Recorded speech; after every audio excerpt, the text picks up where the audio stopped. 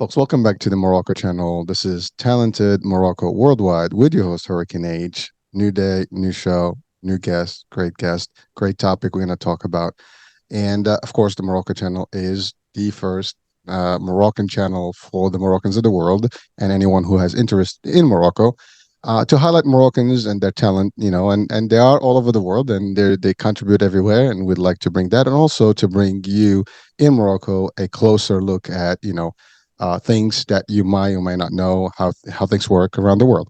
Also, this is an English version only kind of channel primarily. I mean, we might have some people and we'll translate, but this is predominantly to introduce English as a language of media in Morocco, and it's live literally from the area of New York City, Jersey, so the metropolitan area of New York. So again, from the source of a secondary source of English, if you want to call it that way. Anyways, without any further ado, I have with me Touria Ettamri, and Touria, she is a Moroccan and American, and she's been in the States for a period of time. And we're going to talk about her story and what she does. And she's going to bring us some real nuggets and insights about her industry. And I do have some background in her industry, so we're going to have a nice talk about it. But anyway, so Touria, welcome to our show today. Thank you. I appreciate it. I'm happy to be here. Well, listen, you and I, we met at an event and we've connected, and I feel that your talent is definitely needs to be highlighted, and definitely so you have a lot of stuff to share with people in general, but specifically our Moroccan, I guess compadres, our Yes. Moroccans of the world. And you have also been in the States for a period of time, and as always, I always ask like to get us started with your story, how you got to the States, and how that transition was, and what advice can we give people who have an intention to potentially come to the States or anywhere around the world. And then we'll go into your current occupation and how that whole world works. Yes. All yours, Tori. All right. So I actually came here May 2001. It was shortly before 9/11. So it was Tough I time. got I got to experience the before and after America. But when I had just finished my second year of college, when I got accepted to Metro State in Colorado. So I came straight to Colorado, started studying there. It wasn't an easy adjustment. Thankfully, I did have some family friends that lived there, hence why I chose Colorado, who were able to help me integrate a little bit, find connections, and so forth. So I think that's very important for us to go where there is somebody that could give us some direction. And kind of facilitate the connection. I think, and I'll talk about this while I'm talking about myself, just because I see this every day in my line of business. I think it's very important for Moroccans that are coming to secure lodging and secure connections before coming, and not just think that they're going to be able to make it right off the bat, especially with all the challenges. Regardless, I started at Metro State, and then from there to UCD. I worked at a restaurant while doing all of this. I worked the evening shift, so it was very challenging. But we made it work. I found a girl that was also here by herself, so we connected. We lived together, and then I just found a wonderful community in Colorado, Syrian and Turkish community that literally took me like I was their own. They treated me like a daughter, like a sister. And I think that the challenge was huge, but that made my life easier, just knowing that I have a community to back me up. Unfortunately, there wasn't a big Moroccan community in Colorado when I came. There were a few, which, did everything they could to help each other. But the community was really, really small, so it wasn't much, to rely on. And then in 2012, I met my now husband and moved to New Jersey, and I made a life here. After college, I worked at I worked in sales, in credit card processing. I mainly had, I think it was fortunate for me that I was able to speak French and Arabic. So I took hold of the Canada market um, in my company. It was a huge market in there. So they really needed somebody that I think the Arabic helped as well because a lot of the vendors and a lot of the merchants over there spoke Arabic. So for me, it was just seamless. I was able to take that entire market and then they added the East Coast to it. So I became the VP of sales for Eastern US and Canada. And at some point it was all of Canada and Eastern US. So it was a huge opportunity for me. And I think the language skills is what opened it up. Obviously, you have to have the people skills, you have to have the sales endurance and know-how. But I think the language is what really did it for me. I did that for quite a bit until I came here to New Jersey. I continued that for a little bit, but then having kids, it's, you just have to choose your priorities as a woman. Am I really going to nail down my career and go after that? Or am I going to give the kids, more time, stay at home, take care of them? So my husband and I made the choice for me to stay home at that time and just take care of the kids. In the meantime, I'm not the person to just sit and do nothing. So I took on a new challenge. I learned baking. I started to do cakes, fondant cakes. I still have my Instagram page named after my firstborn, Jenna's Cakes. So it was a really good thing to do while I'm sitting at home watching kids. It just gave me an outlet to be artistic, to be creative, to bring in some money. I started with making small smash cakes to making 5-tier, 6-tier, 7-tier wedding cakes that demanded a lot of time, a lot of work, and cost a lot of money. So I think I just made the best out of it at the time, just getting my me time doing creative things. After that, I opened a restaurant. In the meantime, I started to do real estate on the commercial side for the franchisors, just helping find the locations, negotiating with landlords, etc. And that's just really what caught me into real estate. I opened the restaurant at the wrong time. It was COVID. It was we opened in October. COVID hit in March, so it was very challenging. Not to give that experience up for anything because I learned so much. It was costly, it was challenging, but the knowledge that you gain from going through that process is immense. So I don't regret it at all. We continued on through, I think August 2021 is when we closed, and that's when I think January 2021 is when I really laser focused on real estate and started to take in residential as well. And it's just real estate is just such a good combiner of many things. You have to have skills, people skills, you have to have customer service skills, sales skills, and you just have to be that emotional support because this is an emotional decision for most people. Yet it's one of the biggest financial decisions they're going to make in their life. So you just have to be that balance between the two. And I think that's where I found my niche. That's where I feel like I wake up every day feeling like I make a difference in people's lives. And here we are. That's what I'm doing now. Well, that's a 22 years, 20 plus years of history in less than 15 minutes. So, Yeah. and it's a lot of stuff in there. So let me break it down a little bit because there's so much stuff that you've covered in that, in these short minutes here. And I think a lot of people, can benefit from the things that you stated there, and we can, expand on a few of them. One, you came to the States and you were in college.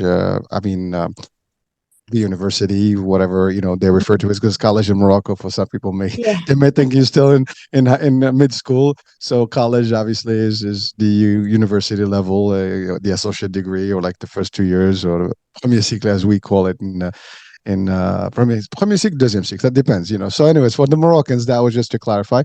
But for anybody else, we know what college is, but here's the thing. So that was a transition, right? You went from Moroccan Yeah. education into the States. Now the good news is you came into an education system, so that was a great thing, because you did talk about when people come in here, they have to have I guess plans to know where they're going, to have some get some host family or some friends somewhere where they don't have to struggle that first transition.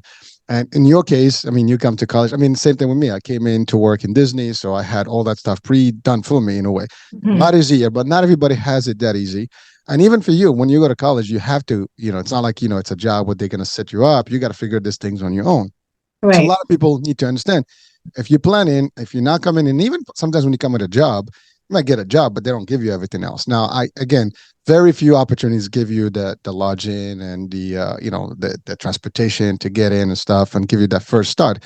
But it changes from one person. A lot of people come to the States through lottery, and that still Yeah. exists. Every year, you can actually, anyone from Morocco, you can apply still. Morocco is one of the countries that are benefiting from the DV lottery annually, and so Mhm. you can do that. But if you did that, you have to plan correctly. So let's make sure we have that, in play. Now, unfortunately, you came in probably one of the worst historic moments of the States. Probably one of the biggest tragedies since Pearl Harbor, which was 9/11. And again, being of Arabic, Islamic, faith, that's always a challenge. And again, for people that are new to the States, from Morocco, from anywhere in the world, they might not feel the same brunt that we had then. Although today, I mean, there's some stuff that's going on in the world that you can still feel some animosity, and some Yeah. things that can, depend because of your name, because of, where you belong and your heritage and these things. So without going political, but it is almost happening again now, but it's a Yeah. little different angle, because it's not really, it's just a partial, event, if you want to call it, where people are still being, Correct. you know, uh, in between decisions on where the likes, are going to be, whether they like one party versus the other. So it's happening. And I'm referring to what's going on in the Middle East right now. But Yeah. but but but in 9/11, it was just a big blunt, tragedy that everybody, kind of suffered from. And of course, the first community that suffered through it was anybody with a Muslim or Arabic name.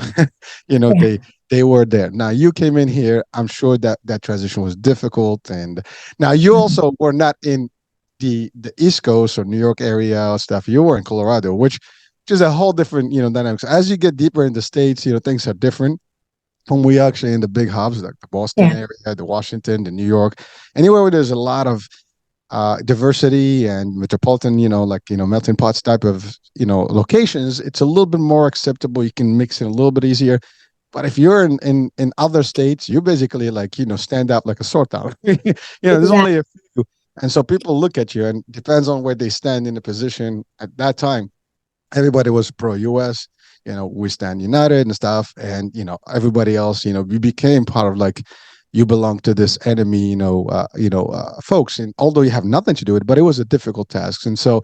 I mean, I know it was not easy, but you made it through. So again, we hope that no one has to experience that. But I actually, Yeah. I was in the States when that happened, and I can tell you, it was not an easy, days. I mean, it went on for a couple of years. Yeah. I Very mean, difficult. the day that it happened, if I can share the story, Please, the yes. day that it happened, as you know, Colorado is a couple hours behind. Mhm. So I woke up, I got to class. I didn't have any idea. I didn't turn on the news at the time. It wasn't phone accessible where you could check Twitter or whatever and find out what's going on in the world. So I get into class and the teacher plays a clip letting us know what happened that day. It was a political science class, Ooh. and he he played a video of people cheering in the street because that happened. And supposedly he's saying, look, this is what the Middle East is doing. They're cheering on because we are being attacked. And I had a student sitting behind me. Well, the teacher asked the question, if I get an opportunity to go to where these people are, what would I do? And the student sitting behind me literally said, if I had an opportunity to go to the Middle East, I would kill, kill, kill. And I Mm. remember I just turned around and I'm thinking, do I even want to say who I am? Do I even want to respond to these kind of, do I want to share with the class who I am, where I come from? Um, I think there was a Palestinian student in the classroom with me, and just feeling that tension, he came and sat in the table right next to me, and then we had to go to the teacher and talk to him after, just letting him know how we feel about the type of videos and questions that he was sharing. But it was at the time everybody was just so angry. It's just, you just better have not answered any questions, not commented on anything, just keep your mouth shut and make it through the day. Yeah, well, thank you for sharing that, because that's actually that is a very tough, experience. I mean, I remember the same thing. I mean, I turned the TV on, and my partner at the time. It's funny because we owned a real estate school at the time, and so Yeah. he calls me, and we, he says, look at the TV. So I'm looking at the event. I see the first plane, and then as you watch that first, think you see the second hit, and that's it. I mean, your face just drops because Yeah. this is going to be rough, and then you go in the streets. It was, by the way, I lived on Staten Island, so at that 3 days we were on lockdown. Staten Island was, there were supposedly reports of some people that looked like Wow. they were, part of this plot, and so they closed the island. Couldn't go anywhere. It was just the weirdest thing. I mean, experience, and it was. I mean, there was a lot of hate, a lot of backlash, and it didn't help to see some of these scenes on TV that the media highlighted, royally to even incite more of Yeah. that. And again, it was a sad place, but frankly, folks, let's hope that this doesn't repeat itself, and hopefully that people have gotten more educated on what it is and how people are, and uh, you can't judge one big group because of an action of someone or a couple of people, and that's just that. But so thank you for sharing that transition, but because that's like a very difficult moment for someone to come in, and most people come in between these big events, and there's nothing. You come in, there's a war going on, also even immigration becomes very difficult, and the process becomes difficult, and the actual investigative stuff, where they do the background checks, everything becomes more difficult when you have Mhm. serious event like that. So, and by the way, a lot of people did not even get renewed their visas, for as a student Yeah. after that. That was another thing that happened right there. People could not get their visas, renewed, and a lot of students had to leave. Depends what country. So it was just very tragic. So thank you for sharing Okay. that. At least we're bringing some history moment here, but you happen to live that moment as you transited to the States. But this happens around the world. You can go to any other country where there's some conflict going, and then Of your course. life becomes. I mean, in the Ukraine, for example, when the war began, a lot of students, Moroccan students, are in Ukraine, and a lot of people had to leave. Also, it was a difficult task for them, and this is more recent events. And these things always happen around the world, and so when you decide to go a different country, sometimes you have to see whether there's the right time or another right time. But sometimes you have no choice. You could Yeah. not possibly have imagined it. You came in a couple of months before, and boom, and it happened. It's just that. I mean, believe it or not. So in before 9/11 happened, we had just started the American Arab Association of New York. It was literally a few months before. And Okay. as it happened, which is still active now, as it happened, it was a few of us that started. There was a doctor, Palestinian. There was a Palestinian lady, Lebanese, another Palestinian, my partner, and myself. And we started it. And then when we did, it happened about 6 months before. So we were literally participating in a lot of the mitigation and things like that, working with Mhm. NYPD at the time with the elected officials, doing visuals, doing stuff to try to, educate and get people more like tighter. But it was a very difficult time, and I can tell you, a lot of people got together to make it, to try to make it as but it was really lingering. So, anyways, that's not what we're here today about. But so now it's not, now you lived in Colorado, as you said, the Yeah. community was very limited. So that's the other thing. Being in an area where there is no community, sometimes is for you, sometimes against you. It makes it a lot easier to transit into a community. but that can make you also lazy. And let me say that, because when you come into a community where your language is, is there, your I guess everything is easy. You can find a job, here and there that you can make things. Sometimes it makes you so comfortable that you don't do more. You just, Right. you stay in that, that pot, and you get stuck in that circle. In your case, you finished your school and you got a career path, which by the way, I mean, credit card companies are huge. They're still hard. They will always be. And you found a way, and by the way, you're talking about credit card processing, Yeah. which by the way, I have a pet beef with that today, because not with the credit card companies, but with the businesses that are taking advantage of it. And I'm referring to, now they've always charged fees for any business. If you had a business, you had a credit card terminal, there were fees for transactions. But Right. all of a sudden, after COVID, those transactions have become, the consumers, burden now. Everybody has to pay those if you pay with credit card versus if you pay the cash. And it's that's a whole different topic. We can Yeah. that's my rant. Yeah. That's merchants passing it on to consumers because it became too much at some point. Well, Yeah. I think the rate is the same. I don't think that changed much, but really, it's just this just got savvier. So why do I have to pay it? But I would also say this: what happened to business expense? I mean, plus it's not like they didn't increase the prices, right? I mean, everything increased. So Yeah. Yeah. you have to give in and once. So again, restaurants people out there, I mean, this is not new. I mean, it's always been there. Anybody that had a business and used a credit card terminal had to pay fees. You were processing those. Yeah. You run the department that did that, and this is for years. And so COVID happened only 3 years ago. So this whole thing where we have to pay for them is really just an asset that these businesses, merchants, as you said, taking advantage Yeah. of it, just moving it to the consumer. But it's adding more on the consumers. And I can guarantee you, folks, if you're watching, if you own a business right now, you probably have less frequency or less redundancy, of one family member to come to you because they might not want to pay those extra fees as much as they did, they didn't before. So again, I'm just saying, but that's my personal view on what that looks like, since we talked about credit cards.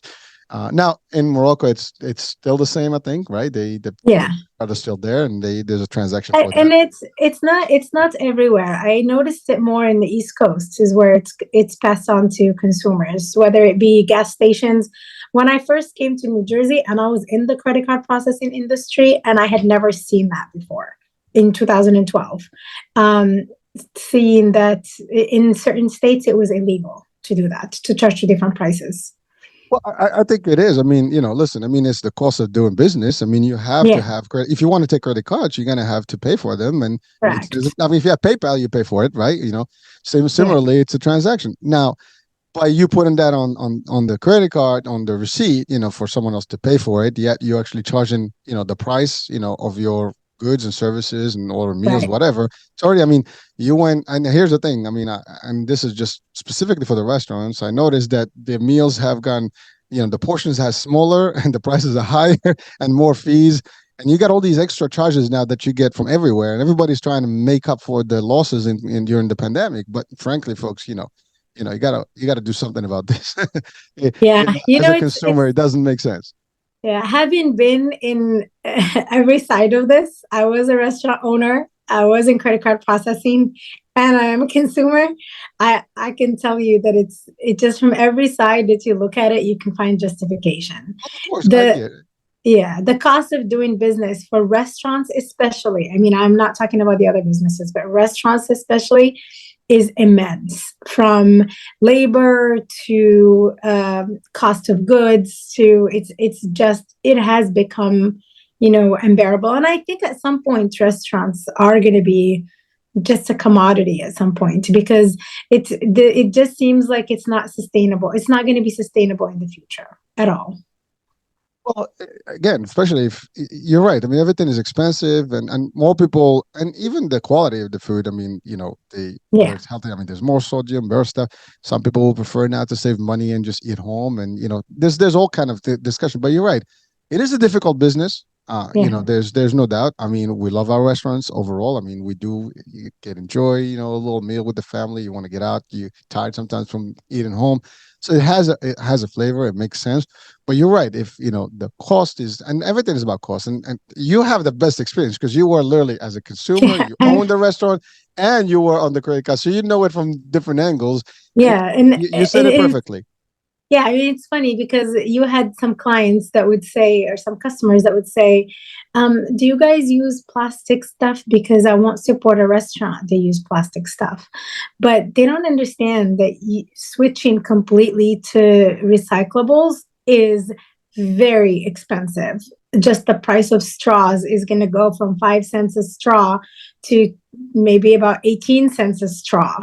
Just a simple thing that, and here are consumers that are now environmentally friendly, which I do support wholeheartedly, but they are going to penalize a restaurant for something, but then they don't want to contribute to the cost of that thing. So it just becomes kind of like a two-sided thing, which, it's very Right. interesting. Well, thank you for our Moroccan audiences. Just to be clear, because I'm not sure how close are we in Morocco compared to the States when it comes to this, eco-friendly, kind of things. I mean, here there's like paper straws. Although there have been studies to show that these are not as the safest as they thought. We have the paper bags, we have the different things. So there's this whole thing where you want to be eco-friendly kind of restaurants where you don't use bad things or use recyclable stuff that is natural ingredients or whatever, not made from natural products or recyclable products, so this way you can save the planet kind of concept, which what we do want to save our planet. We live in here, it's our home.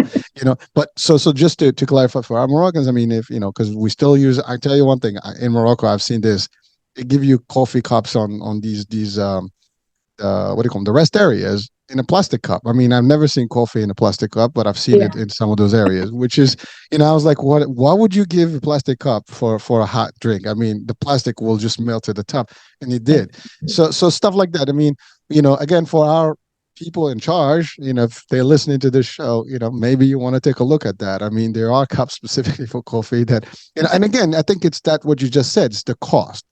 Yeah. Everybody is worried about the cost. Everybody wants to cut a cost because they expected to get more if they did that. But there is a balance that you have to find. I mean, you're right. If there is a cost that goes up if you do the right stuff, and sometimes if the quality, I mean, there's always that balance between quality and quantity, between the Mhm. price and the quality. Do I sacrifice one versus the other? Which one? But Correct. sometimes you can find a good medium, play where you can actually do them both.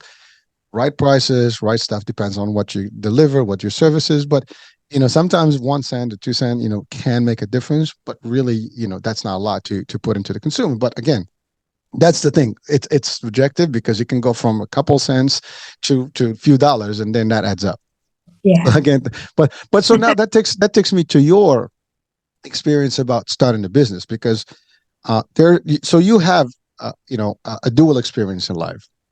And the reason I want to say this is because you work in the corporate and you went up the ladder, and actually that's banking and finances and credit card processing. It touches on a lot of money, and there's Mhm. money to be made there. So and also it's the corporate ladder. So we'd like you to share with us that experience. How was it? How easy was it for you to actually climb the ladder? Especially, we hear the stories about women versus men in terms of the corporate. So maybe you can share that with our audiences.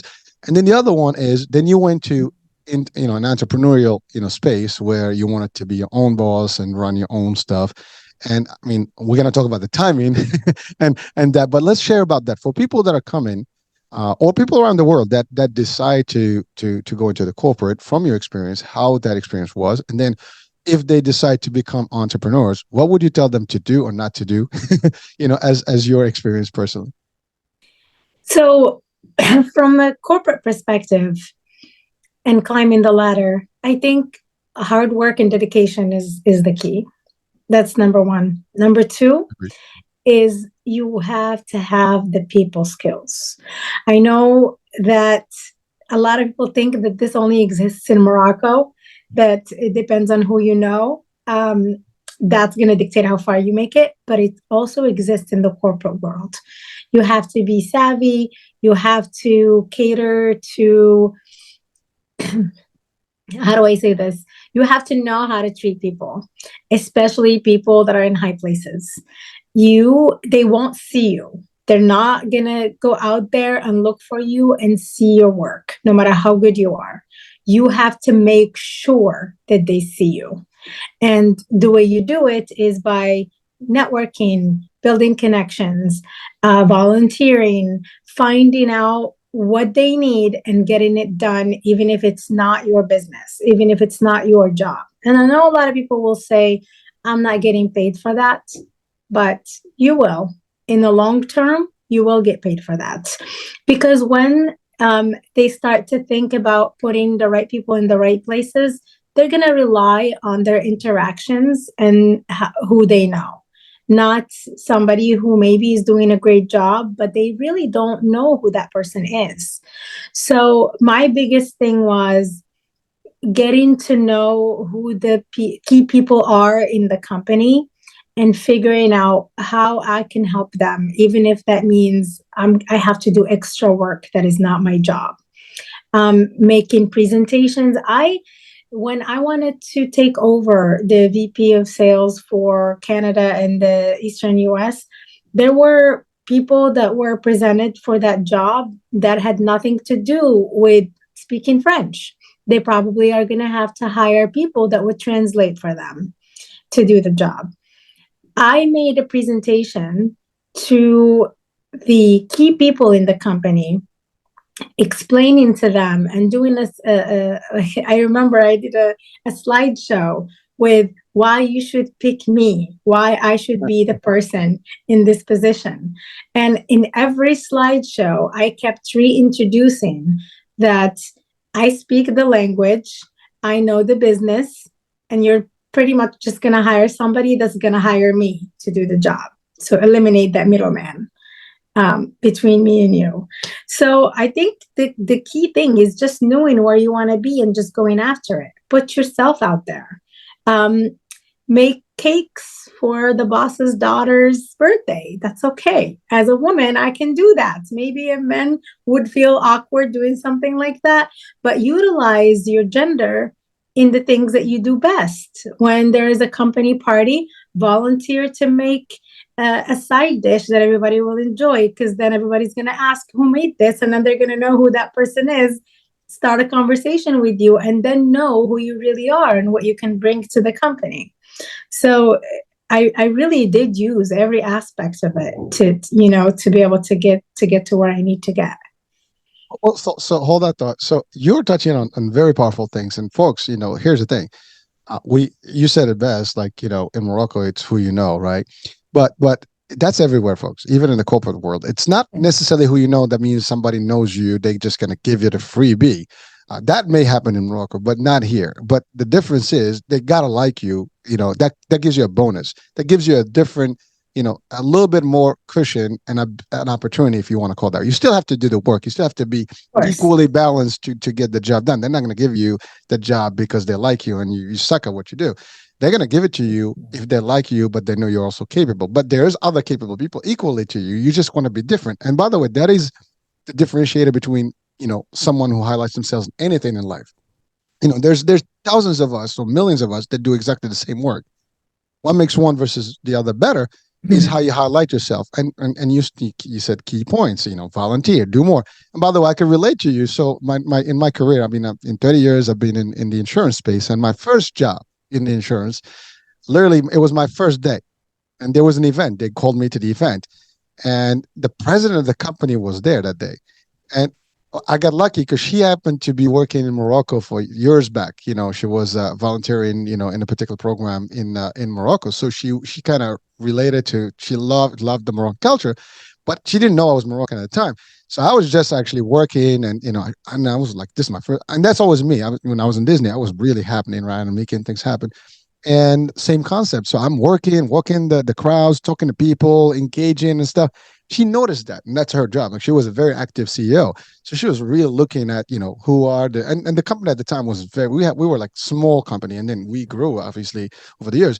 But in that moment, I got her to literally call upon me in less than a week in a meeting, and she made mention of me because she noticed that, and then from that point on, she had me on her basically eyesight as I was doing the work, and I was, and you said something also powerful. We have an advantage, folks. If you're Moroccans over the world, but we have a lucky streak, which is we all kind of speak multiple languages. And I have to tell you exactly what happened to you, Touria. It happened to me. The reason I was hired is because I spoke Arabic and Spanish. I was able to be hired for this particular role. The languages were the reason I was in. The Yeah. languages were the reason you were given that role. And so it makes sense. A lot of us in Morocco now, the reason we're doing this show in English is not our priority languages in the country. And so therefore we created this opportunity so people can start getting more accustomed to it.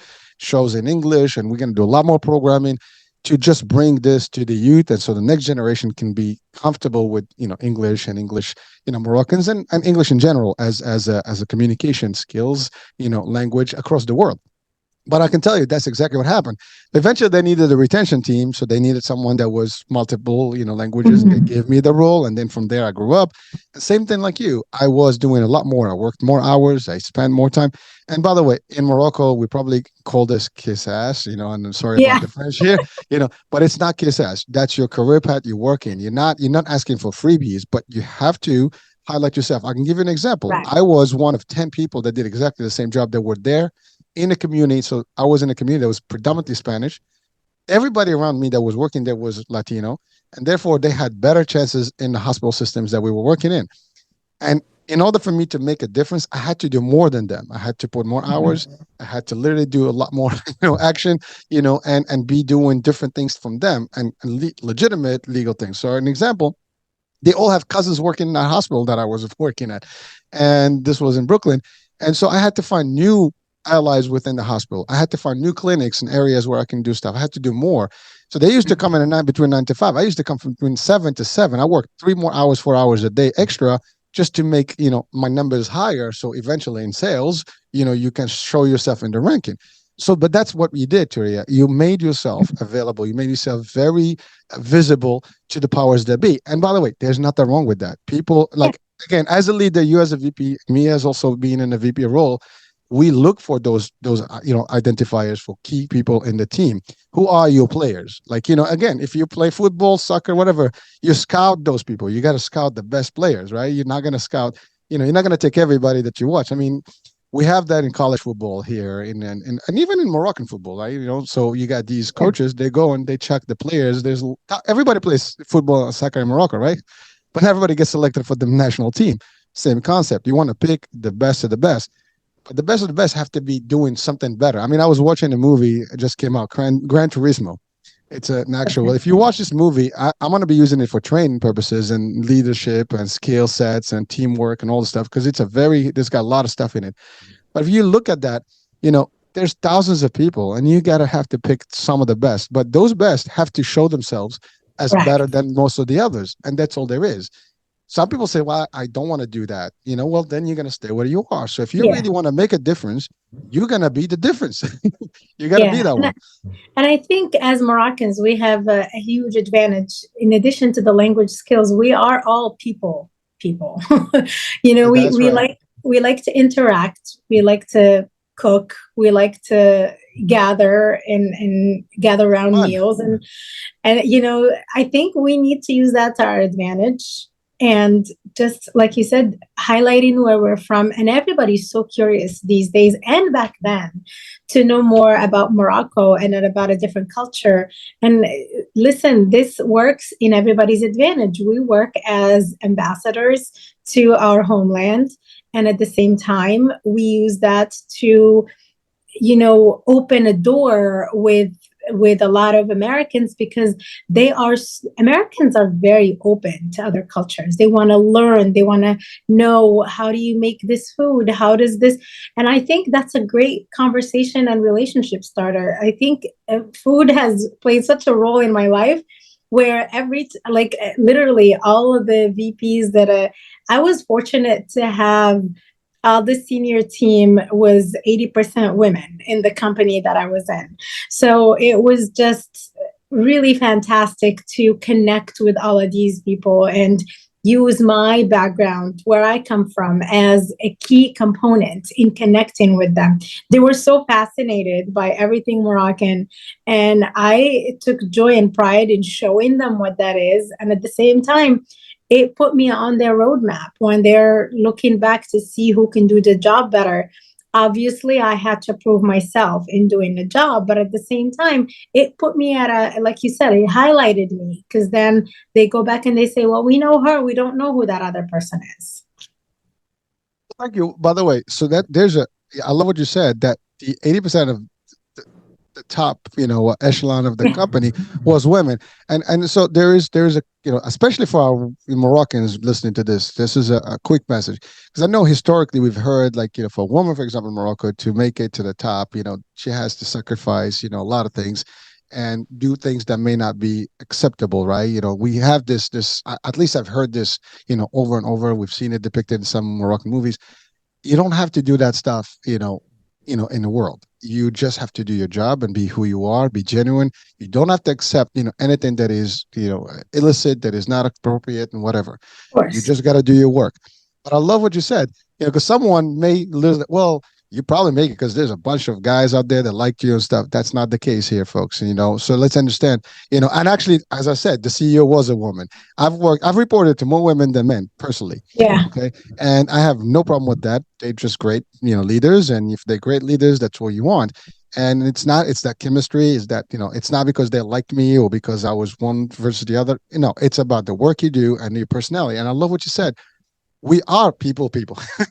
We yeah, love to socialize. I mean, you get into a bunch of Moroccans in a room and we have a party. I mean, that's just what it is, right?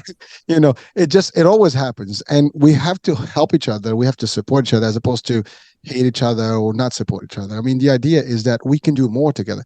I love what you said also, Taria, about, yes, the American people are, open. They enjoy cultures. Even if they don't know, they're curious and they want to learn. Now, despite everything that we talked about, the tragedy of 9/11, things like that, they still are always open to listen. If you talk to oh them, yeah, they'll listen. They'll give you. Now, if they don't, that's okay. There's plenty, but that's not the overall, the majority. They're very yeah, decent people who want to discover, who want to learn. They don't know. agree. Sometimes it's just a big country and they get busy, and sometimes they don't know cultures. And when they meet a culture, they get really intrigued. And we can do that. And by the way, we have also another advantage. You talk to any American, say, we are the first nation that recognizes the United States of America. Oh, really? And you can start right there. I mean, you have something to work, for us here. But this is also across the globe, not, I mean, anywhere in the world. If you have Moroccans, I mean, listen, I can say we have some elements of the Moroccan, community around the world that may not give us the best picture, but we have the other majority of Moroccans that do give us the best picture in the world. I mean, look, we just had a great World Cup. Now we're going to host one. So our teams are doing a great, terrific job every day. They're conquering different sports and stuff. And we have this whole platform. The idea of the Morocco channel is to create an opportunity to highlight, talent around the world. And talent varies in scale, but we have a lot of people that are doing great things, around the world that nobody knows about. And I mean, yes, we have Moroccan televisions, but that's okay. They highlight the actual stars, the people that made it to the spotlight. But there's a lot of people that are not on the spotlight, but yet they're doing contributions around the world. And maybe we can give an opportunity for those folks to be there. But the idea is we have talent everywhere, we have abilities, and we can do and deliver. So Taria, now was thank you, by the way, about that whole thing about Yeah, the corporate piece, because that's important. But then now you decided and you to make a sacrifice. And let me say this, because as a mother, you have decisions to make about children. Now, some people say, well, did you succumb to your husband and he decided? Because, and again, I'm just addressing some of the yeah, mentality that may be out there, like, watching the show, and they may say, like, well, yeah, you gave up your career because you wanted to follow a man or decision of man. It's not the case, folks. At least not in my world. Decisions are made together. My wife and I, we're a team. We do a lot of things together and we do balance things. And yes, you made the choice to stay home for your kids, because I think that's an important piece. I personally believe that is a beautiful thing, and that sacrifice is not unnoticed and not bad, because your kids are going to have your attention and they're going to grow up in the proper way and they get the right foundation.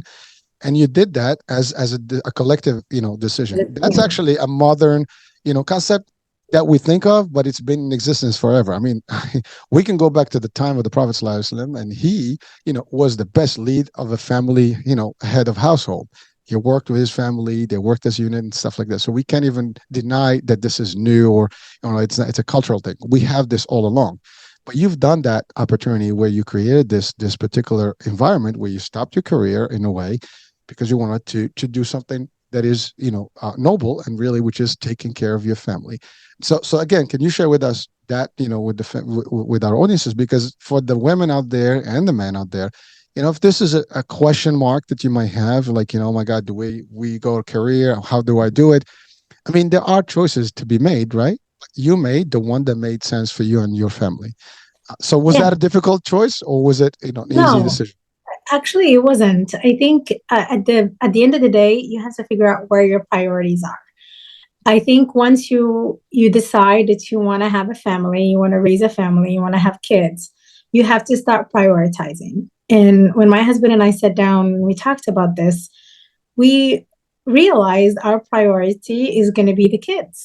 And for me to, and I'm not saying that this is wrong or judging anybody that does this, but for me to have a newborn in a daycare 9 hours a day, it just, I couldn't wrap my head around it. I was fortunate enough that my husband is able to be the support for our family financially, and that I'm able to do this, because let's recognize that not a lot of couples can do this. Maybe financially they're not able to. We were able to do it, alhamdulillah. We decided that I would do more in the household, giving up my career, because I am not the person that is bound to one career. I can find other things to do from home, and just having that ability, the decision was made that I would be the one to stay home to do this. So I don't think it was hard. I think once you think about the children and their future and how much you can contribute, especially in those first 5 years of their lives. We had two girls, Jannah and Sarah, and both of them, I didn't go back to work until, or started my restaurant until they were already in kindergarten, both. So, well, one was in kindergarten, the other one was in first grade. So it worked out. Um, I think you just have to sit down, talk, and figure out what your priorities are. It's going to make the decision easier once you figure that out. Thank you, because that, and by the way, you really summarize it well, because to your point, it's a sit down. You know, if one of the parties in the couple can sustain the financial burden, I mean, it's easier to do it that way. You have other skills that you were able to still run from home things and supplement, and you were able to make that decision based on financial sense, and also, like, the human part of it, because you wanted to raise your kids, at least that's a period of where the kids needs their real upbringing correctly, because if not, they'll be in daycares and stuff. It's not the same as if you were to take care of them the proper way until you put them into the school system, and then you maintain, and you were able to do that. So again, because sometimes that's a question, like, oh my God, once you get married, your career goes, or or like your husband, and again, this I'm talking because I know our culture, and we have some of these things. By the way, it happens in other cultures, but it's not necessarily that. I mean, it's a matter of making decisions. This is happening right in Moroccan households, not even the households that are Moroccans in other places in the world. Even in Moroccan households, people are making those decisions to see. Now, the world is tougher. We talked about finances and expenses. It's getting tough financially on people, and sometimes you need to have three jobs each to actually make ends. But sometimes you have to also make those decisions where they're sacrifices, but they're good sacrifices because they make sense.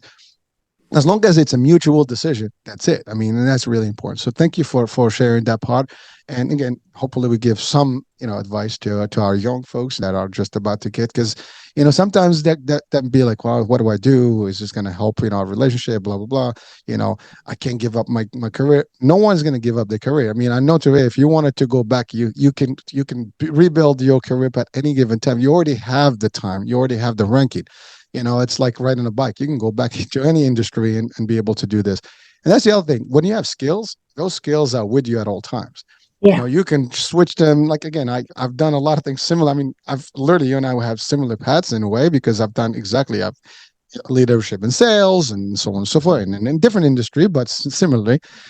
You're in real estate. I've been in real estate as well. So we, and decisions are always made about certain things that you have to do with your significant other, your spouse, and it's always an important piece. And your kids have to have some level. And again, if you want kids, now if you don't want kids, that's okay. because we hear this a lot in our culture in the States, for example. All kids are later. My career is everything right now, and some families they don't have kids until they're like way older in their age. Now, that's a decision they make, but I can tell you, I've heard stories about like how it's not the same, at a later age. Well, as you get older, things are not the same. Your physical aspect is different. Your stamina is different. Kids need a lot of energy, and you're not going to have that energy. So again, these are decisions, folks. We're not talking about family, social gathering today or social, upbringing, but it's just an idea of a business perspective from an actual Moroccan who actually had a career path, who made the decisions to stay home for a period for kids. And again, so that is a great choice. There's nothing wrong with it. It made sense for you, and it may not make sense for other people. But again, if you're out there listening, this could be something to just consider as an option when you get to that point. Now, Touria, you went to the business. That's the other part. What are some of what made you think restaurant specifically? Was this a Moroccan restaurant, or was it like just a regular restaurant? No, this was a franchise. Oh, So this was kind of this was kind of a weird path, but I mean, I did have a restaurant background. As I had mentioned, I worked in the restaurant when I was in college. So when we started to think about a business at the time, the franchise just made so much sense. Let's get into something structured, something that there's other people that are also working alongside you to make the decisions of what's the best financial solution for cost of goods, for this, for that. So we picked that. The other aspect of it was, let's think about something that represents us. So we wanted to do a halal restaurant. So halal and franchise, there weren't a lot of choices. At the time, there was a new franchise that had just started. It was called Burger I Am. oh So my goodness! No, hold on. yeah, Don't yeah, tell me you got one of those. You and I yeah, got. So that's yeah. I we lost money on that one too. We started exactly the same thing in about yeah. 2019, 2018, and it didn't work. So Same, 2018. uh, Yeah, that's when we started too. And we actually went as far as opening and to be honest with you, the concept was fantastic. I the think guy left home and took the money the and left guy too. abandoned ship and then things just started to fall apart. At that point, everybody started to do their own thing. So it lost the franchise touch. We were no longer a collective power, which is why it became weak. Now, the other part of it, the other section of it was that we as franchisees, we were penalized by community members because we chose Burger I Am. Now, at the time, our train of thought was, let's just find something that offers a halal option. This was it. There was nothing else. This was it. But for a lot of community members, they called this a treason because the owner of the company is Jewish or is from Israel. Now, for me, that was besides the point. For me, it was, this person is offering a valid halal option. Let's jump on it. If another person that was from anywhere, if a McDonald's was offering a halal option, that would have been fine. So why are we gonna, stoop to, this person is from here, this person is from there?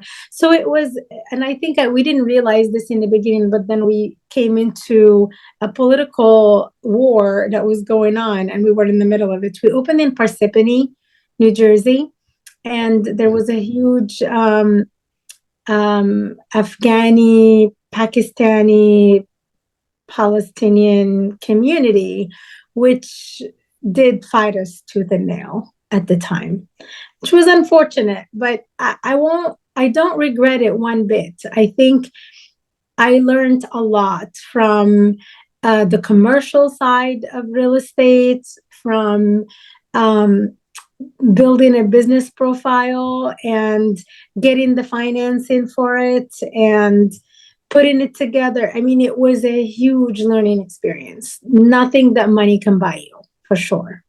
Like not to read, like it's funny. I'm listening to you. By the way, just a disclaimer: the owner of Burger I Am is Moroccan of Jewish Of Jewish. Moroccan is Jewish Moroccan. So he is Moroccan, but he just didn't do the right thing. But Moroccans or not Moroccans, unfortunately, he ran back to out of the country and left everything in the air. And many franchisees, we still owe they still owe us money. you know we Yeah, we same. put in, but you opened, so you were able to run your own way. But we never opened. We were just in the process. We luckily Oh, okay. did not get into. We were about to sign a lease at the mall and everything, Long Island, and we stopped just before, and then we caught up to it later on. They will never refund the money. And eventually, we realized what happened. There is an actual lawsuit. There's all kind of stuff going on with that. It made the news.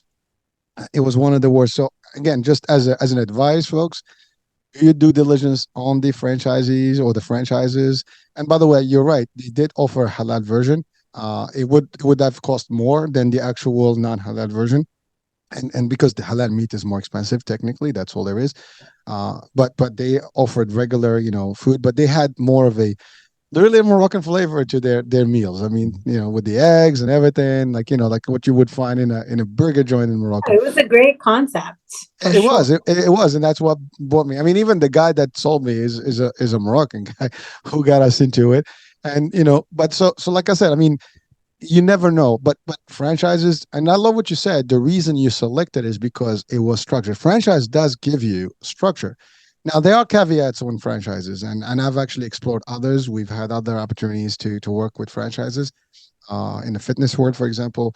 I mean, you're locked into contracts, you're locked into the services, you're locked into what they give you. You cannot do your own thing. So it's very, you have to accept the franchise for what it is. And, it's a commitment. It does cost you not just to buying the franchise, is also like the cost of whatever you build. Build You up. build up, yeah, the build up and everything is gonna be there. Now you already went like again, you probably got worse than we had it because you went all the way through, and then you face the reality that you're on your own. So that was another thing. I mean, I know there are a few more left. Actually, they still have them Yeah, out there, yeah. the ones that were And first. had it not been for COVID, we probably would still have been going. I mean, it wasn't bad. The business of it, the concept was really good. I think the biggest issue was COVID hit, cost of goods went really high, especially for halal meat. Um, we were one store, so we didn't have the collective power to be able to negotiate. So I think that's what mainly, was getting to us. I actually, believe it or not, I ended up selling the store to somebody else that opened. I don't know if you're familiar with Birdie's Hot Chicken. They're in Brooklyn. Yeah, so they ended up opening their store there. They used everything that we had and just kind of um, The name and changed the stuff. decoration and the name. But it went to a great operator. It's actually he's doing really good right now. So Well, I guess he didn't get into the political mess, right? And well, that's the other thing. Like, folks, yeah, again, unfortunately, politics do happen, and they do touch on business.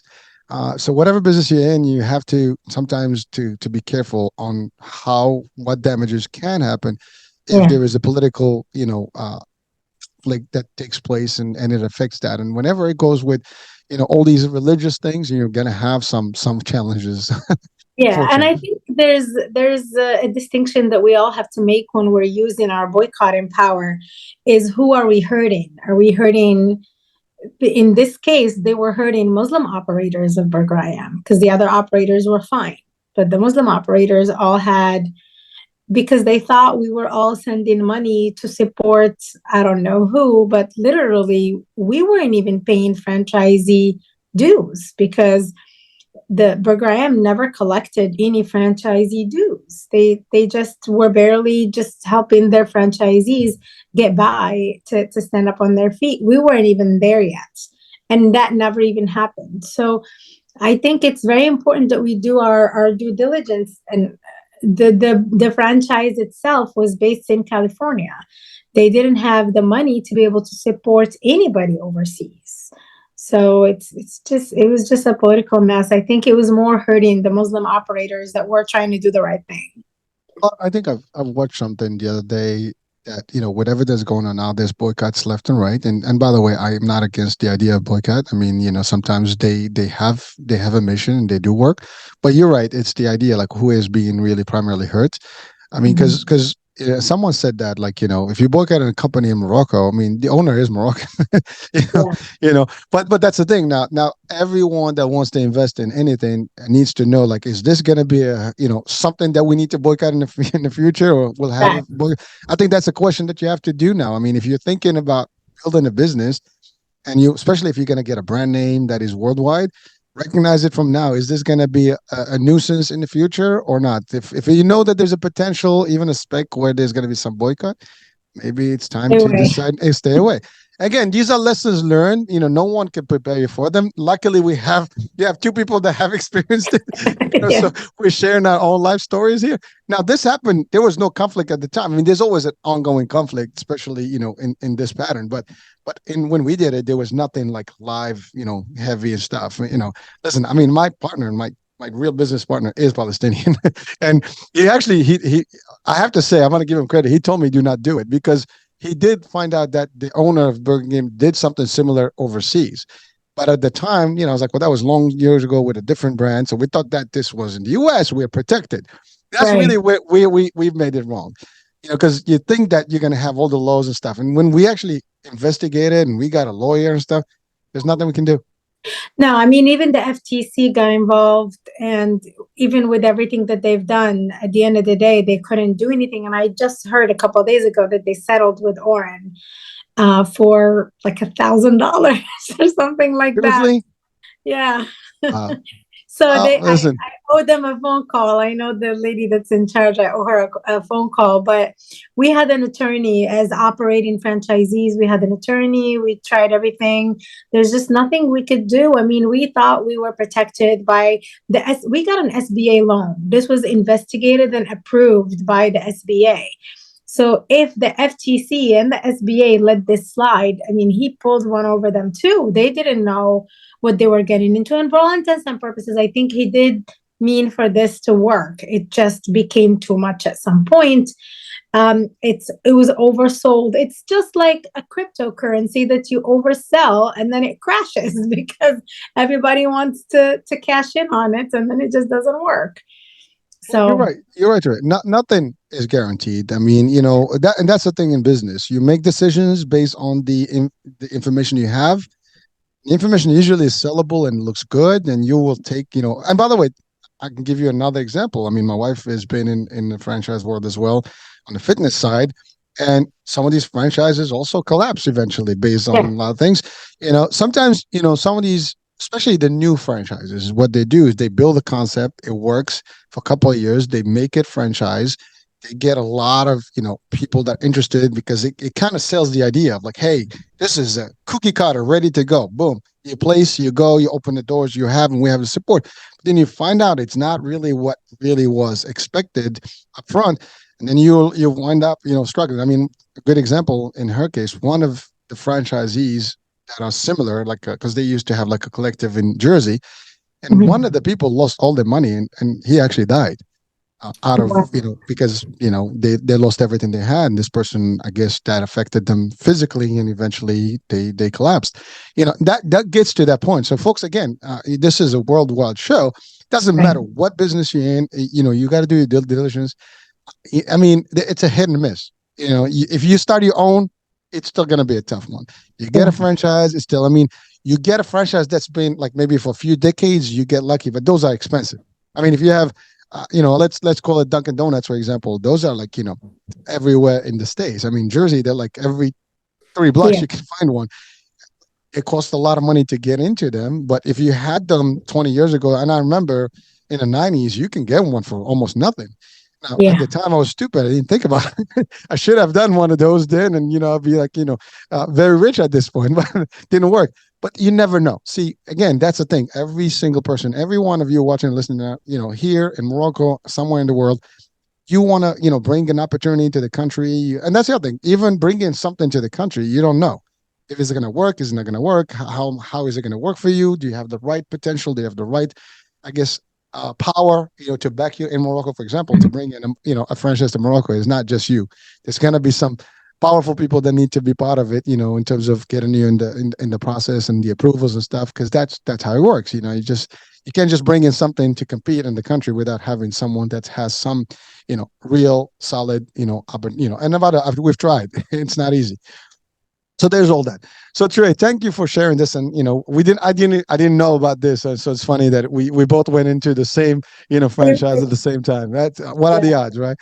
But there so you so so now COVID happened. The business didn't work well. And by the way, even to your point, COVID happened, so it kind of killed a lot of the businesses. Especially if you were not strong enough, you wouldn't have resisted it. go. And so Correct. that's done. Now you went into a different career, and it is a career that is very lucrative, also up and down depending on the seasons, depending on the time. Now, believe it or not, I started in real estate in '96. I got my license in '96, and it's funny. We bought the school that we actually took our class, a year later, and this was in Brooklyn and Bay Ridge, and we've had that school until last year. It got closed.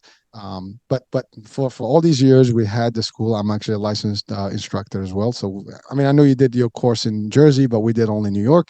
But so I've been in that business up and down. We've invested with stuff, but a real estate business can be booming. It's always going to exist. You know, I love Right. what you said earlier. Is about this is probably one of the best investments and the most investment that people are going to make, and the biggest decision for a couple or a person to actually do, because it is not cheap. It's we talk a big money, and even Right. if the house is $50,000, it's still a big decision because this is your home. There's a lot of factors that affect. Commercial real estate is one thing, residential is another. So Tariq, can you share with our audiences in Morocco? Now, here's the thing, by the way, just for the Moroccan audiences specifically, the real estate business in the States is very different from what it is in Morocco, and I'll tell you why. It's very regulated. You just cannot decide I'm going to be a real estate agent and just sit up in a garage and have a sign, and get people to sell. I mean, that's what happens in Morocco. I mean, it's very easy to actually become a realtor. Not in the States. You got to go through a course. You have to pass a school exam. You have to do a state license. Your fingerprints are there. I mean, it is a legitimate, product. There's real law. There's a whole law, in every state, and they vary by state. Some states have similar rules and laws. Some states are different. So just to give that disclaimer to people that are in Morocco, I'm not sure how it is in parts of the world, but I'm pretty sure in for example, Europe is going to be a similar concept. But in the States, it's not an easy. But once you're in it, it's got a lot of opportunities. Now, Yeah. Taria, you've done a little bit of the commercial first. Now, commercial is different. And then you have the residential. Can you share with us that whole experience and why real estate specifically for you? So for me, I'll start with this. Real estate for me is just combines everything for me. It has the sales part of it. It has the people interaction. It has the networking opportunity. It has the emotional support opportunity. It just combines everything that I love in a job or that I've ever loved in a job. It combines it within it. Now, my experience has been very different depending on who I'm dealing with. So that really keeps it interesting. I deal with different communities. I deal with regular clients that are from the States. I deal with communities. I have a huge Egyptian community clientele. I've recently opened up more to the Moroccan community as well. Been taking on clients from the Moroccan community, and I love seeing that Moroccans are finally shaking off their rental shells and trying to get into the real estate market, which I think that that's going to make a huge difference for future generations of this community. I don't think we could emphasize enough that real estate is what builds generational wealth. I don't think Moroccans really were focusing on this point just a few years ago.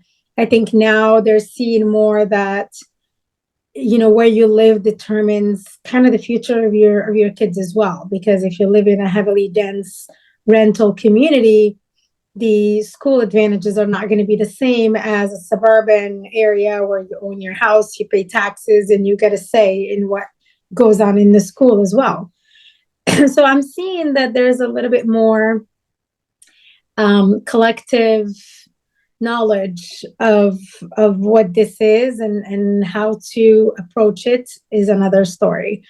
I think Moroccans are doing their best trying to figure out what's going to work best for them. But I think, and I'm sorry, I'm going into this more from a Moroccan perspective than anything else, because I think it's important to No, okay. focus on the Moroccan community experience in all of this. I think we're still stuck in the mindset of, I want a cheap house. Where can I get it? And I think that Moroccans at some point have to understand why other communities are focusing more on, I want good schools. Where can I find them? I want good value of my house or good equity in the long run. Where can I find it? Yes, you're going to be paying more, but in the long run, you're going to be making more.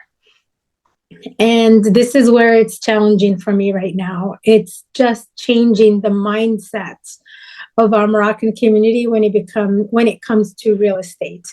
From the interaction with the realtors, this is not transactional. This is not a transactional experience at all. It's not somebody that you find that's going to buy you a house and that's going to move on. That's not going to work in the long run. You need somebody that's going to give you the emotional support and balance you with the financial aspects of things. You need somebody that's going to help you find the best fit for you in terms of location, in terms of schools, in terms of your family needs. And I think Moroccans are still more focused on the transactional part. I can tell you that my general experience with the Moroccan community has been, give me the information and then I'm going to go to another realtor to close the transaction. That's been the experience so far. And it's just, it doesn't serve them in the long run, because not just myself, but other realtors, when they see who the person is and where they're from, they're immediately thinking, I need to sign a contract with this person because they're going to use me and go find somebody else to close the transaction. So you're going to end up limiting your pool of people that can help you, whether it be lenders or realtors. So I think we need to change the collective mindset of Moroccans on how to approach the buy-in process of the transaction or the selling process. You need to do your due diligence, find out who you're dealing with, find out who that realtor is, find out which areas they serve. Because some people insisted, I went out of my way to different areas that I don't service, and I'm trying to explain to them that that's not gonna help you. You need somebody that is well versed in that location specifically. I serve the North Jersey market. Me going with you to South Jersey, as much as I can do to help you, you're going to be at a disadvantage. You need somebody that knows every inch of the area that you're trying to buy into. But I think more so, we need to change the mindset of, let me just go to an area that is cheap, because cheap is for a reason. Why is it cheap? Is it cheap because of the surrounding area? Is it cheap because inaccessibility? Is it cheap because value is very low? What if you decide to sell in 5 or 10 years? Then are you going to make your money back? Are you going to benefit? Do you just want to buy it today for 100,000 and sell it tomorrow for 80 because you have to? Or is it somewhere where you can build wealth for your kids, which is what we're seeing today? People that have inherited homes in the last 10 years are now banking, and that's how they're making their kids wealth for the future. So sorry, I know I went way out. No. I love it. I love it, actually. And you bring in a lot of good points and great points, as a matter of fact. First of all, real estate is probably the most value that someone can have. I mean, we hear about all kind of other investments. The real estate has always been the historic investment that does pin out. Now, providing you make the right choices, the right communities, the right neighborhoods and stuff. Now again, we're talking around the world. Everybody, this can benefit from this discussion.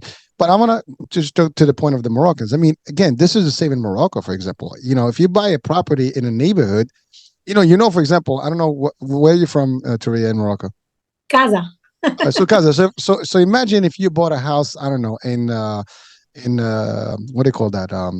One of the like India, California, one of those affluent neighborhoods, if you want to call them, right? It's the same concept, right? You bought it 20 years, 30 years ago. The land was very, compared to now, super cheap. Now you can bank really some good cash in that property. Your property is worth millions. Well, same thing here, and that's value to value, land, and progression of the land, value. But I think what you stated very powerfully is, people in at least in the States, they seek blue ribbon school systems. They seek the neighborhood safety. They seek the is this neighborhood going up or going down? Is there drugs? Is there this? Is there that? Is there, whenever I love what you said, if the value is so cheap, why is it cheap? Maybe the neighborhood is not safe. Maybe, it's drug invested. Maybe the schools, they're not good. Maybe, yeah, you go to suburbia, you're in the middle of nowhere, but you're paying 20,000, 15, $16,000 worth of taxes. You have at least 60% of that going to the school system, and you can go and claim and make noise. You don't have that in other places. Again, if you have kids, that's where it is. I mean, listen, you can be in the rental mentality, and rental, to a degree now is worse. Like, I mean, I know, for example, you can get a 2-bedroom. In New York, we get it. I mean, one studio is like now $6,000, $7,000. I don't know. I forgot the numbers are just going crazy now. Brooklyn, you can even get a 2-bedroom, for less than $3,000, $4,000, I think, in the right neighborhood. Now, you probably can, again, you can go cheaper, but then are you safe at night? When you come in, do you have to put barriers and barricade stuff in your windows and your doors to get in? I mean, are you in jail? No. I mean, obviously barricades and bars are for jail, right? Cells. But if you have that, that's a problem, right? Do you want to be there? No. Probably your school system is not going to be that good, So those are decisions to make. Now, you're buying a home, as they say, it's a home. Not a house, it's a home. You're buying the experience of family. You're buying, where you're going to bring your kids. You want to have that playground. You want to have that ability to do things. You have safety. You have police patrols and things like that. So these are things, and you want a school that has, a good academic, level and things like that. And I love what you said. This is, by the way, not just in real estate. Unfortunately, we as a community, we need to learn to support each other more and more and more. I think that's the thing. It's not about like I talk to Touria, but I go talk to James later on. If I talk to Touria is doing the work. I mean, she's just as good as anybody else. If she's licensed, that means she's qualified to do this job. Now, I mean, maybe Touria didn't do a good job, showing me the stuff. That's also not true, because it depends what you tell Touria, right? I'm giving your name as an example, but let's think about it this way. If you want to buy a house, you also need to know what you want. you can't give people, I just want a house, in this range. You got to give them like certain specifics. What is it you want in the house? How big is the house? What area that you want. I love what you said. You work in the north of Jersey, completely different demographics, completely different, neighborhoods, areas, and also price range from, if you go further south in the state, it's going to be cheaper. But now you're like an hour away, 2 hours from any metropolitan area, unless you want to go to Philly, or, that's another story. But so you have to know where you're doing. Is your job close by? Is your job not? All these things are decisions that you have to be aware. But we need to learn to do that. And I love what you said, that finally we're seeing more and more, Moroccans acquiring properties and stuff, as opposed to just renting. Now, let's face it, folks. Rent is zero. It's all money lost. You put it out there, and it's never going to give back to you. You don't have tax credits. You have nothing. If you do real estate, well, you have equity in the house. Whatever you put down is there, and whatever value in the property. If you bought a house in Brooklyn, for example, back in the days, now you're in a million, you're a million mark, 2 million mark. You can cash in. Talking about generational wealth, your kids are going to be happy. A lot of people. The majority of our clients are people that have sold in Brooklyn or Queens. They bought for 300. They're at 1.4, 1.5 million now. So they're coming here to get bigger properties and to use the cash for their kids. Exactly. Cash. I mean, they boom. They just you come in. Hey, no banking needed. We can close in 10 days. Done deal or less. I mean, just get the title, get all the stuff done, and you're done. I mean, it makes a difference. But that's the thing. It's long vision, long term, and real estate can move quickly, folks. Listen, I'm not. True story. I used to have properties in New York, and I made a mistake of selling them sooner than later. Now we sold before the 2008 mark, which was okay. But had we kept them, we would have gained a lot more for those properties that we had. But again, for me, it was other reasons. We didn't want to stay in the riba stuff or like the usury or interest business, and so we kind of did all that.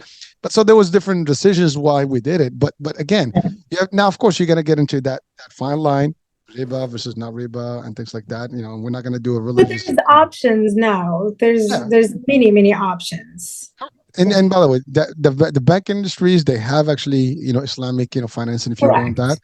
So Yeah. there is that. So there's a lot of and by the way, I did that too. I mean, we use some Islamic financing, but I'm telling you, it's a very unique approach. So I love what you said, Tori, about like the community is now. And by the way, this is not a general term. I mean, there is a percentage of the community that's been around the states long enough that they've been property owners and investors and things like that. But it's not the majority. It's not the bigger percentage when Correct. you compare it to, for example, the Chinese community, the Italian community, the other communities, right? They're big with properties and real estate. I mean, that's what they do. They buy homes.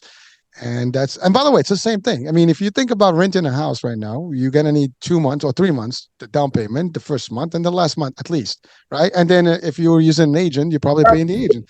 So about, Mhm. that's like, if it's 4,000 or 5,000, you're looking at 20,000.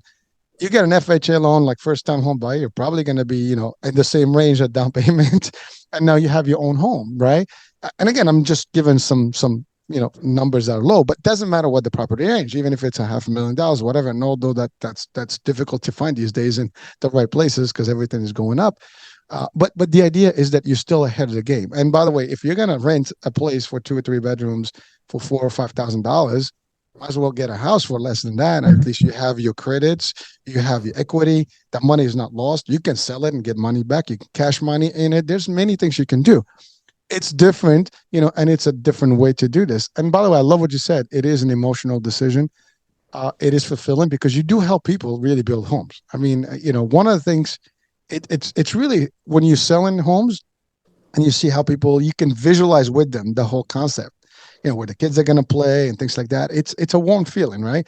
And it's just a good business to be in to help people. There's plenty of growth in it as a business itself. I mean, you can become your own broker, you can have your own agents. There's a lot of things to do. But thank you for by the way, a great opportunity to network. That's how we met. Yeah, there you go. So you never know. You meet people. There's Yeah. different things. And by the way, I want to commend you because you're one of the few that I know Moroccans actually who are out there in events and doing the work. Not everybody. I mean, I know a few that are out there tabletop events, festivals, and things like that, and networking opportunities and stuff. And you know what? There's nothing wrong with that. You make it happen. It's part of the culture.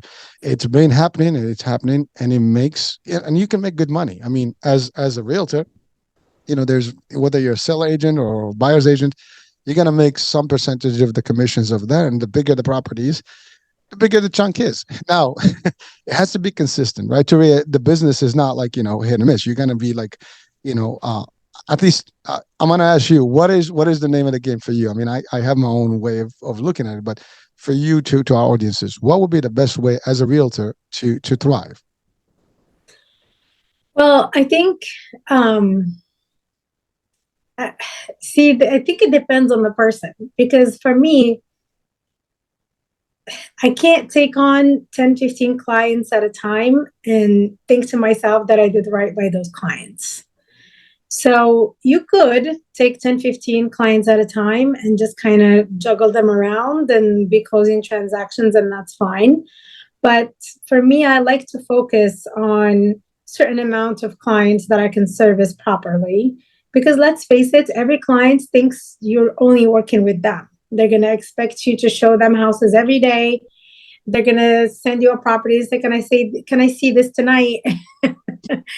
So it's just really for me. I'm a mom. I have a family to take care of. So it's important for me to set the limits and just say, this is how much I can do every month, and that's that. But I mean, you can do whatever you want with the business. If you don't have a lot of obligations and you could potentially be out all day every day, that's fine. But half of the time, half of the business is being out there, networking, highlighting yourself, like you said, putting yourself out there as the community expert on matters. Um, and this generally works with almost all communities. I will say the Moroccan community is a little bit of an exception, but with all communities, it's generally, if you're out in their site and you're out there putting yourself out there, you're going to get the reward. It's mainly referral business. 90% of our business is referrals. You have somebody that bought a few years ago, and I'm already there now, where people that closed on their houses back in 2020 or 2021 are now selling because they see the potential in selling, and just moving a little bit out of the area. So it's just word of mouth and referral business. Again, sales is referral word, Yeah. and there's nothing better than word of mouth. And by the way, I love what you said. But here's the thing: you are an expert in this area. As a matter of fact, I mean, I've been in the States long enough. I've known a lot of people in the community, and and in the real estate world. I had a school for 20 plus years. We had thousands and thousands of realtors coming through our doors for their continuing education, and I have not met maybe one Moroccan, I think, in the whole time. And you are the second one that I think that I know of a realtor background that is actually active. I mean, I was in New York, now in Jersey. I mean, the only one I know. But that just Right. shows that there's not a lot of us doing this. But for those that are doing it, I mean, they are the experts. They're doing the business. They're working with all of the communities. We should take advantage of our, people that can help us get in. Right. Yeah, Taria's not going to lie to you. I mean, and this business is not about lying. It's about giving you the right value, the right stuff. As long as you ask for the right things and you give them the description of what you want, the Yeah. realtor can do that for you. And it's not about, by the way, do not want to see 10,000 houses. You want to be zoned in into like, what do you want? What exactly the neighborhoods, the price range. And then so the realtor can actually really hone in on those Help properties. you. Yeah, because Yeah. if you start, here's the thing, guys. It's like a meal. If you have 20,000, foods in front of you, you're gonna get lost. So what are you gonna eat? Mhm. You're probably gonna get But we're full. all gonna get lost. Exactly. But if you concise your decision on like what I want, what the neighborhoods, the size of the house, whatever the description you want a pool, you want this, you want that, you want by the school, you want by transportation, then it gives the true dynamics that the realtor is going to give you, and they're going to do a better job helping you. But if you every day like, oh well, how about if we can add something, or how if you keep doing this, and as you said, realtors also are busy people. They have other people. You're not the only one, and that's the other thing. And by the way, I think it's our culture. Once we hire someone, we think that person, we own them, Yeah. and they're basically ours, and a speed dial. It doesn't work that way, folks. I mean, yes, the customer relationship is always there. And remember something, there's different levels of real estate. Like you can be as I mentioned, seller's agent, which basically you represent the seller. The property is yours. You list that property, and you basically selling for someone their property and share in the market. And the other way is you are a buyers, you'll get hired by someone who's looking for a house, and then you are selling what's in the market. And that's another one to look at it. And that's actually another dynamic. Either one of those, it's a lot of work. You want to be showing homes, but you want to show the correct homes in the right time. Typically, showings are in the afternoons. People come from work; they want to do that. Weekends is busy. I know I take your time, and you gotta go. But so there's a lot of stuff there. So quickly, Touria, thank you first of all for sharing all that. Now, Of course. Thank how's you the for having. no, how's the market right now? Before It's we insane. Insane. is it good? It's Is it bad? it's Can we? What advice I would you give people? see, here's the thing. The market today is still as competitive as it was in 2021 when the rates were really low. Surprisingly, even with the rates being high, we're still going 50, 60, 70,000 over asking just to get the property, waiving some part of appraisal, some part of inspection, just to get the deals through. I think the mentality of I want to get a good deal is not here. You have to leave that check to the door, because today, if you can get a property in your price range, if you're looking in the 500s, look at houses in the 450, because you're not going to get $500,000 house for 500,000. It's impossible. So the market is hot for sellers. It's still a seller's market. Buyers just have to, to be open-minded and to kind of be realistic with their budget and their expectations, because that's the biggest challenge right now.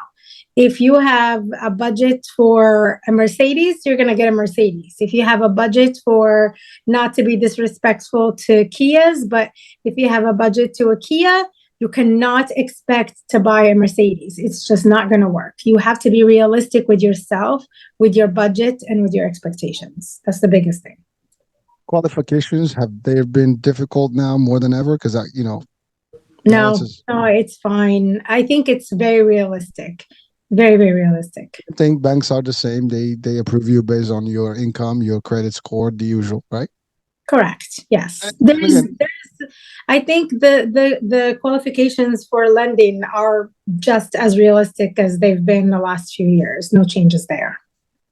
And just a quick advice to our Moroccan community: if you are interested in purchasing, you want to prepare your credit, you want to prepare your finances to be at least, ready. Because again, you want to buy the house, you're going to have the tools. Because if you're not pre-qualified, or at least you're not ready to be pre-qualified, you're just going to struggle. And, you don't want to take, and a lot of realtors will not even make the attempt to take you around if you're not pre-qualified, because you're not going to get into the place.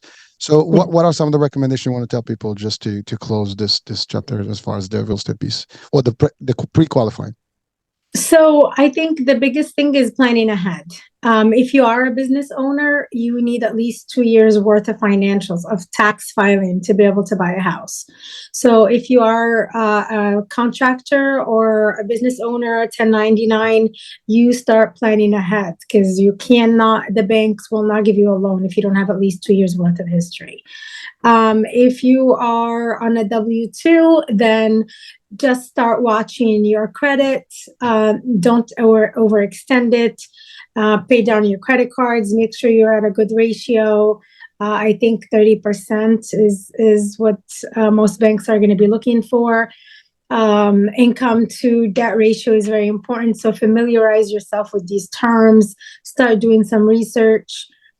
Don't apply for anything that you think you're not going to get, because those ding your credits and stay on for a little while. And then banks start to look at decline rates, and that's not going to help you. If you are doing mostly cash business, then talk to an accountant. You're going to have to start figuring out how to integrate that cash into your income.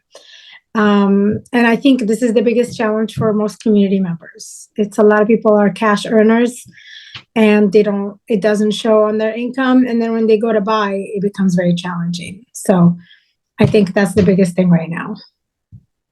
That's a lot of advice, and again, I think you covered it all. So, well, listen, Touria, I know you have to go. It's busy season. There's a lot of work to be done, and you have to be out in the community. But it was a terrific time. Thank you so much for being with us. Thank you for having me. I really appreciate it. Thank you so much. True pleasure, and we've covered a lot. So thank you so much. And again, folks, I mean, you had Touria, a realtor. She's an expert in what she does. Plenty of opportunity there. Plenty of learning from her. So to connect with her, I'll have information. So if you're looking to purchase in Jersey, North Jersey specifically, we have someone that can help you. If you're in the world, in Morocco, whatever, and you're trying to come here and have an idea, maybe.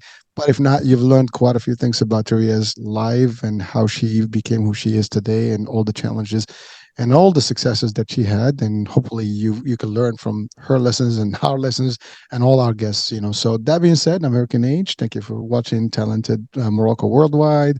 We'll be talking soon. New day, new show, new guest. Bye for now. Thank you.